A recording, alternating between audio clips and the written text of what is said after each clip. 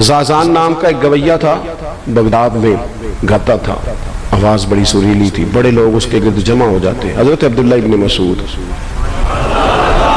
رضی اللہ تعالیٰ عنہ، حضرت عبداللہ ابن مسعود یہ وہ خوبصورت ہستی ہیں کہ محبوب نے فرمایا ان سے قرآن سیکھا کرو، یہ اسی طرح پڑھتے ہیں جس طرح میرے اوپر نازل ہوا تھا. حضرت عبداللہ ابن مسعود رضی اللہ تعالیٰ عنہ صحابہ میں مفتی، صحابہ میں قاری، بڑے آدمی. حضرت عبداللہ ابن مسعود ایک دن گزر رہے تھے کسی مقام سے جہاں بھی وہ رہتا تھا، تو وہاں اللہ معاف فرمائے گانے بجانے کی مجلس سجی ہوئی تھی، وہ گا رہا تھا. آپ گزرے تو کانوں میں ہلکی سی آواز گئی. قریب ایک شخص سے پوچھا یہ کون ہے، کس کی آواز ہے؟ کہا حضرت یہ زازان نام کا ایک گویہ ہے. وہیں کھڑے کھڑے درد سے کہنے لگے کتنی سونی آواز ہے، کاش یہ قرآن پاک کی تلاوت کرتا، اتنی خوبصورت آواز ہے. کوئی تو ہونا جو اس درد سے بات کرے، کاش یہ قرآن پاک پڑھتا. اور پھر دعا مانگتے آگے تشریف لے گئے. وہ جوان تھا، فارغ ہو کے باہر نکلا، لوگوں کا رش تھا. ایک شخص نے اسے رو کے کہا زازان ادھر آؤ. پتہ آج کیا ہوا؟ کہا جناب کیا؟ کہنے لگے جانتے ہو حضرت عبداللہ ابن مسعود کو؟ کہا جانتے ہیں. فرمایا وہ صحابی رسول صلی اللہ علیہ وسلم آج گزرے، میری آواز ان کی سماعتوں سے ٹکرائی تو فرمانے لگے کاش یہ قرآن پاک پڑھتا. کہنے لگا صحیح بتاؤ انہوں نے میرا نام لیا ہے؟ صحیح بتاؤ میرے لیے کہا انہوں نے؟ میرے جیسے شخص کے لیے میں سوچ بھی نہیں سکتا. میں کہاں وہ کہاں، میرا نام لیا ہے. کہاں؟ تھوڑی دیر رکا، چند لمحے پتہ نہیں سوچے کہاں کہاں کا سفر کر کے آئیں. وہ ساری سوچیں درد بن کے آنسو بنی، اور پھر آنسو داڑھی پہ ٹپکے چہرے پہ آئے.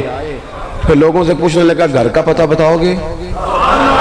کہا وہ فلاں جگہ پہ موجود ہیں.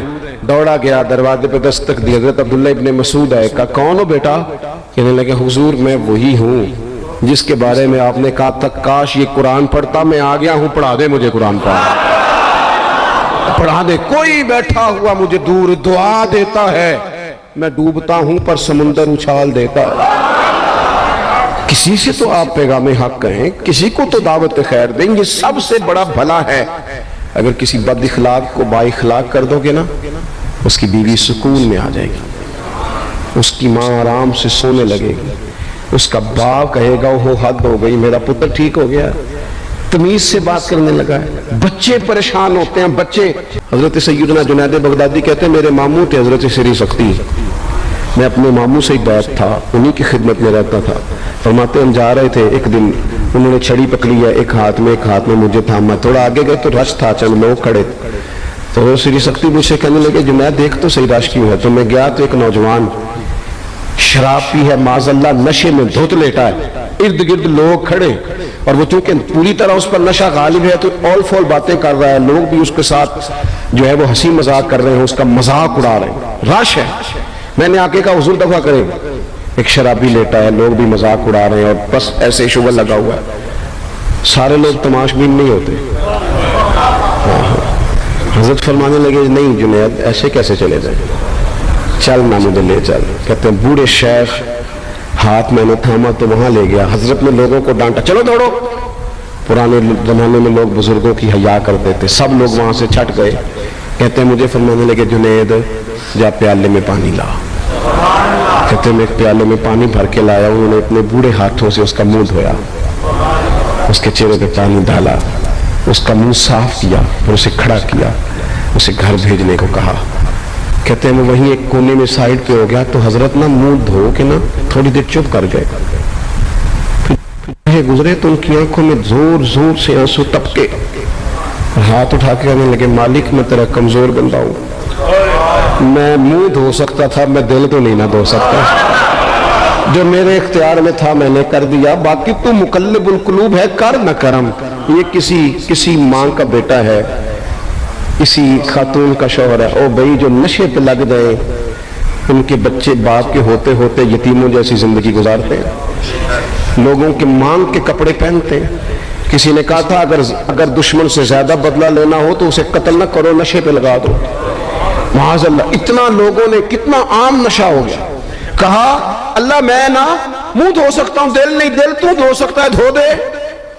कहते हैं ये क्या है कि हजरत उठे तो मैंने अर्ज की हुजूर वैसे मुंह धोया क्यों आपने? तो फरमाने लगे इसलिए धोया है कि जब तक मुंह से बदबू आती रहेगी इतने लोग सूंघते रहेंगे, इसके शराबी होने के गवाह बनते रहेंगे। मैंने इसलिए धो डाला है कि हो गए पीछे जो हो गए मजीद गवाह ना बने। हजरत सिरी सख्ती कहते हैं मैंने, हजरत जुनैद बगदादी कहते हैं मैंने उसी रात तहज्जुद के वक्त उठ के हजरत को वुजू कराया, मैंने उनका बाजू थामा, मैं ही उनको मस्जिद में लेके गया। कहते जब हम मस्जिद में पहुंचे तो वो कल दोपहर वाला शराबी हमसे पहले मुसल्ले में बैठा था।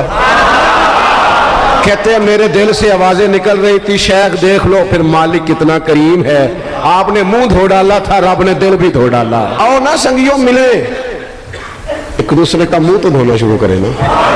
आओ ना एक दूसरे को यहाँ तक तो हम यहाँ तक वुजू का पानी तो फराहम करें ना, कुछ तो खैर तकसीम करें।